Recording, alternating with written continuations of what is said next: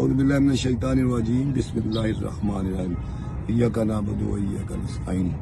सब तो पहला अल्लाह ताला दी पाक ज़ात दा शुक्र अदा करना है कि अल्लाह ताला ने सानू कामयाबी ना हमकिनार किया और फिर अपने वालदैन और इमरान खान और अपने हल्के दी सारे साथियां जानसार साथियों का शुक्रिया अदा करना कि अल्लाह ताला ने सानू ये जित दी है।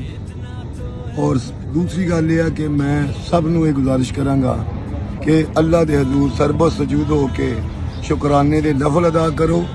और अज शाम 8 बजे असी जिहड़ा सजदा शुक्र अदा किया जाएगा और नाल उत्ते अपने इकट्ठ होएगा। इसलिए मेरी तमाम नू एक गुजारिश है कि चूँकि सारी कैंपेन च असी दसते रहे हैं कि असी वकील हैं, आइन और कानून नू समझते हैं और कानून पसंद शहरी हैं, लिहाजा बतौर वकील मैं तुहानू गुजारिश करदा कि किसी किस्म की अगर इमरान खान के जानसार साथियां मेरे साथियां किसी किस्म की असी फायरिंग नहीं करनी। ढोल बजाओ, आतिशबाजी, अनार चलाओ, इमरान खान के नारे मारो मारो नारा कि असी जुल्म का बदला वोट के जरिए लै लिया है। हकीकी आज़ादी इंशाअल्लाह लै लैनी है। जंग साडी जारी है इमरान खान नू बाहर लियाउण दी।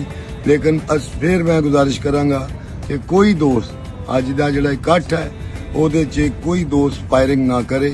मेरी खसूसी दरखास्त है क्योंकि मेरी पहचान है कि मैं हमेशा जितन तो बाद सजदा शुक्र अदा करना।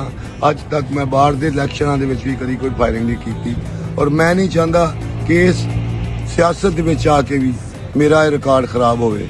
लिहाजा मेरी दरखास्त है फिर तुहानू कि किसी किस्म की कोई